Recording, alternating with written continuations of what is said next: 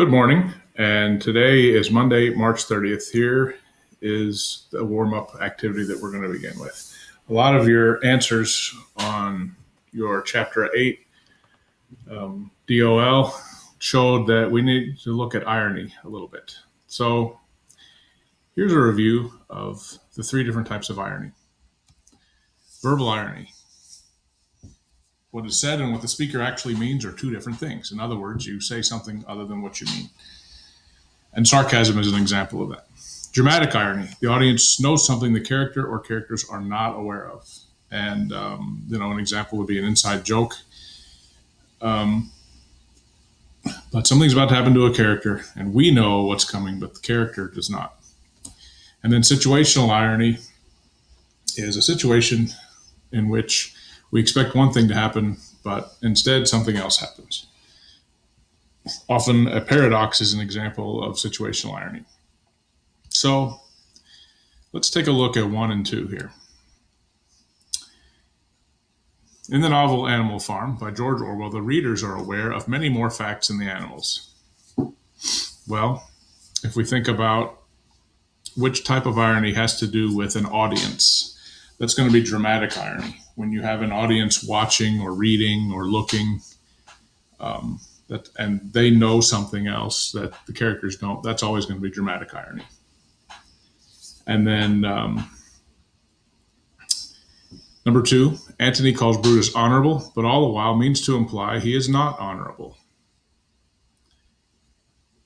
Well, he's calling Brutus honorable, he's saying something, but he's saying it in such a way as to suggest that Brutus is not honorable. So he's saying something that he doesn't mean. So that's going to be verbal irony.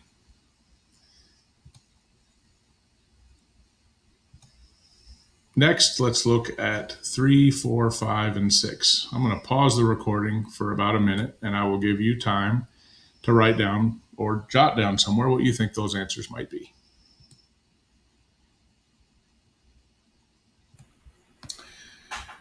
Okay, so let's look at number 3. It says Fahrenheit 451 is one of the top banned books. Well, if something's banned, we wouldn't expect that to be popular.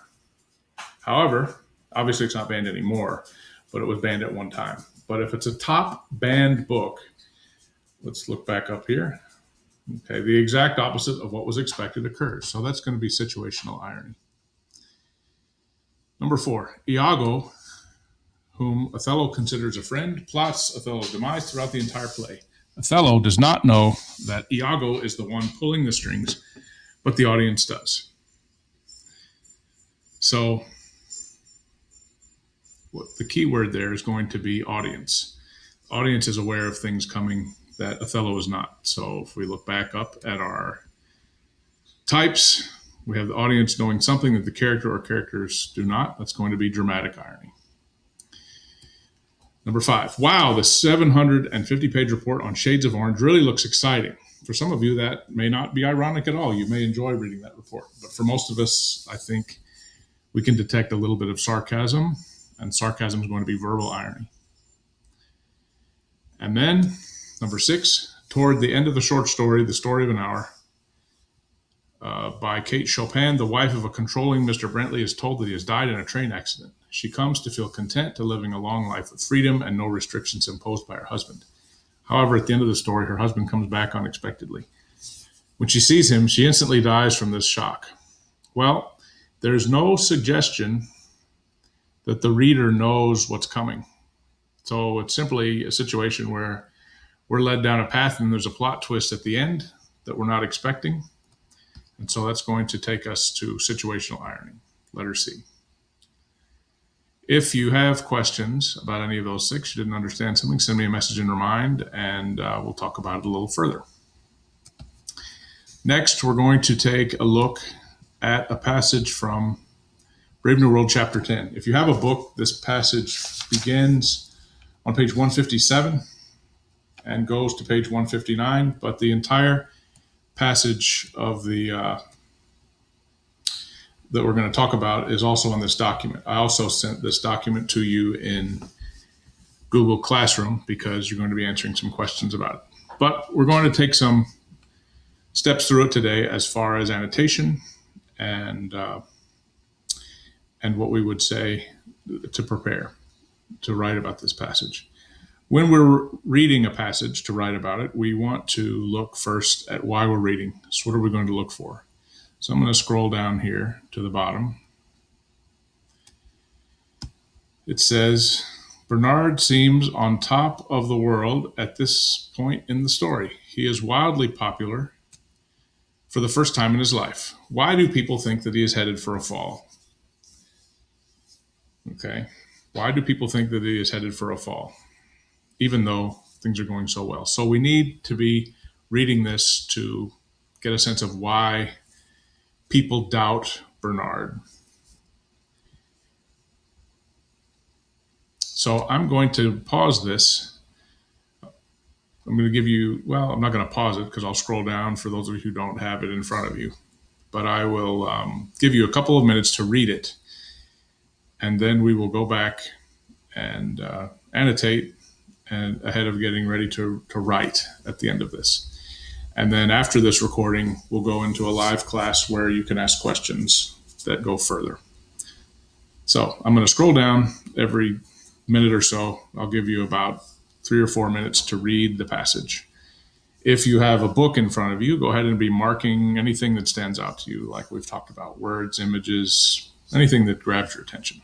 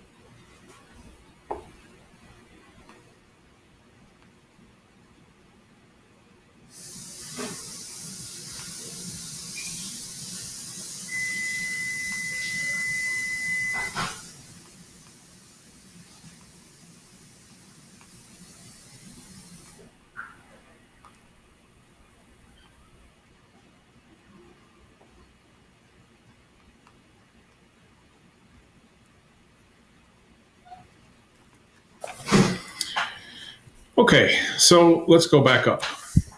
If you were in the review class last week, then you know that the teachers talked about starting off with things that are easy to notice. So vivid words that stands out, repetition, and these are the same things we've been talking about all year. So as I'm reading through this, I like, for example, fizzily. That's a vivid word that I might note. I'm going to give you about 2 minutes to go through and mark other words that you notice that are also vivid that show, because remember, we're showing why are people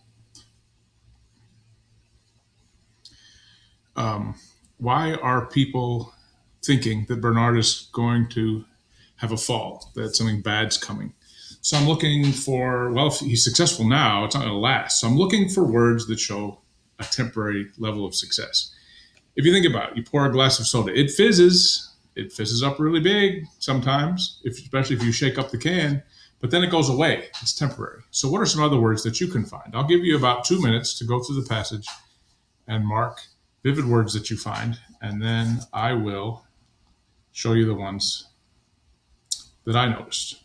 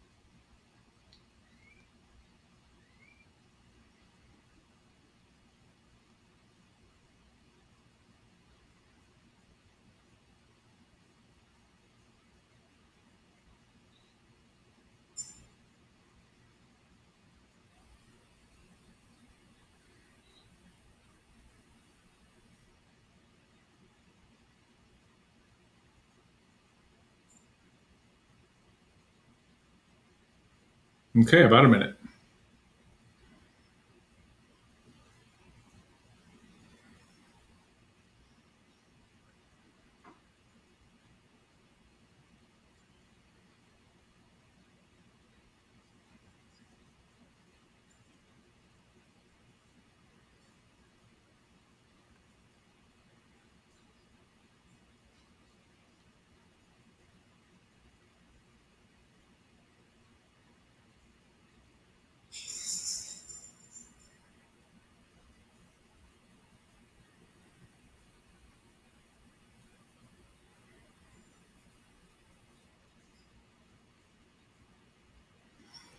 Okay, here are some other ones that I noticed. Carping, for example.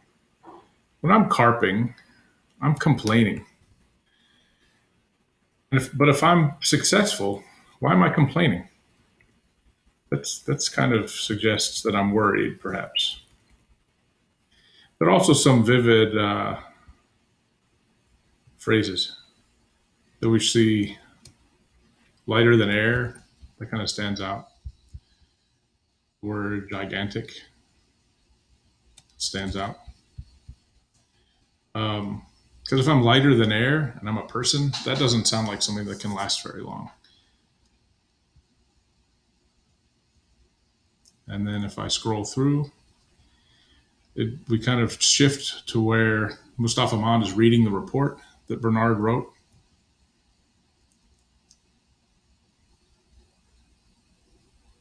And then we get the sense that he's going to receive, well, Mustafa Ahmad is upset that Bernard is complaining that the social order is really too grotesque. Well, grotesque means disgusting, but in a way that you just can't even bear to look at. Well, if you're at the top of that society and you find it disgusting, how long can that last? Now I'm going to go back.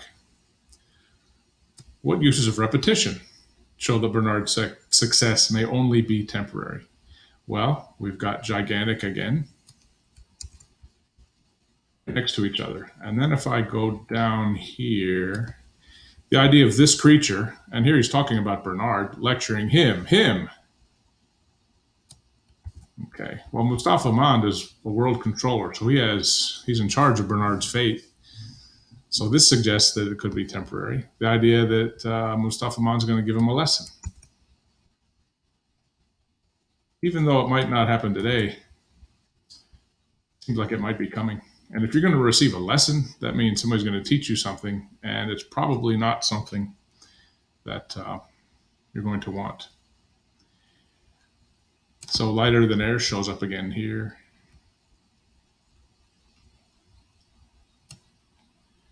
All of these suggesting something's temporary. The idea, now let's move towards paradox. We talked about this with the review lessons last week, and a lot of you had issues with what's a paradox, or questions. What's a paradox? How can I find it? The idea that Bernard is wildly successful now, but maybe headed for a fall later, could be considered a paradox in this passage. Can you find instances of this? Are there situations that are not ideal? Well, Bernard believes that there are things to criticize, but he also likes the reward that comes by being at the top of society. I'm going to give you about 2 more minutes, and I'd like you to find any other examples where you see something that's written like a paradox that seems to connect to our topic.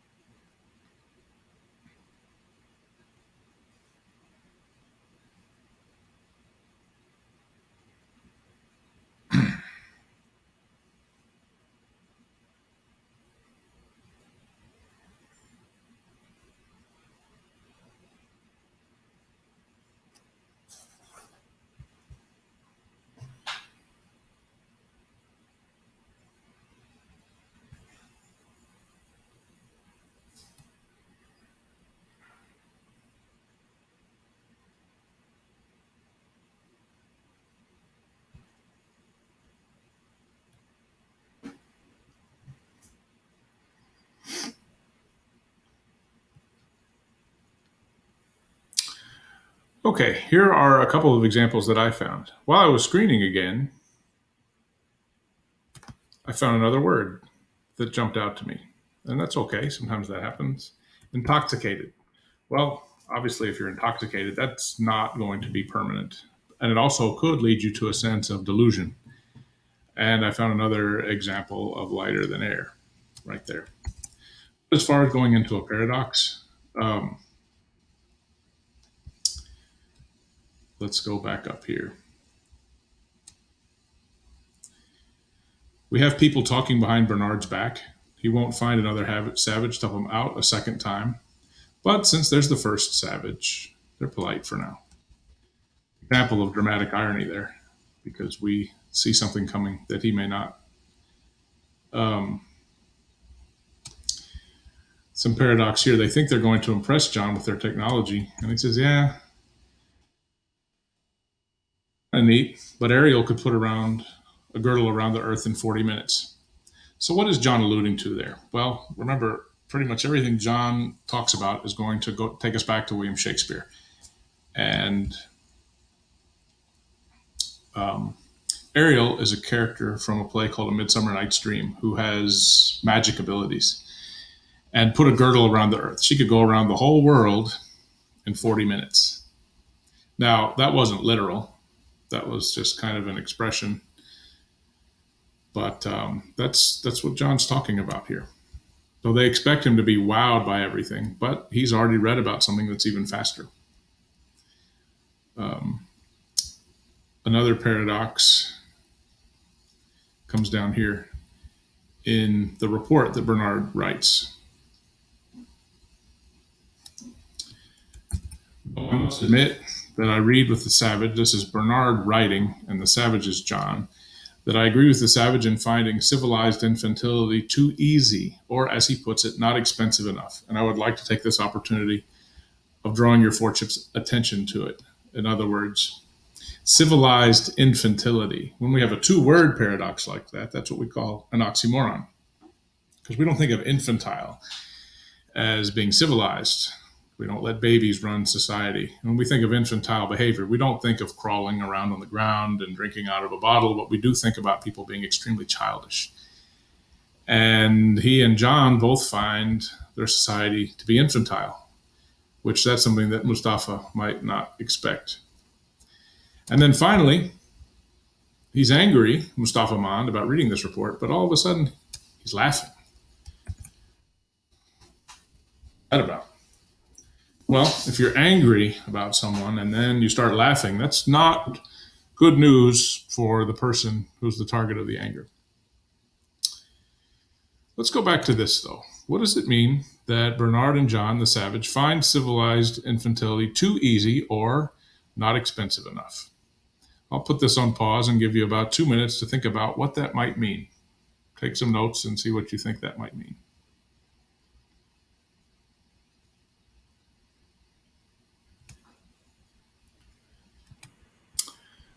Okay, well, here's something that I thought. If it's not easy, too easy or not expensive enough, obviously in this book, people are working and spending all the time. So this doesn't really have to do with money. So what sort of costs do we have that are other than money? What do we have to spend that's not money? Well, one thing you could say is things that come at a cost to us, maybe our time. You only have so much time in life. But then there's also a sense of meaning. When do we put emotional energy or personal energy in the form of commitment into what we do?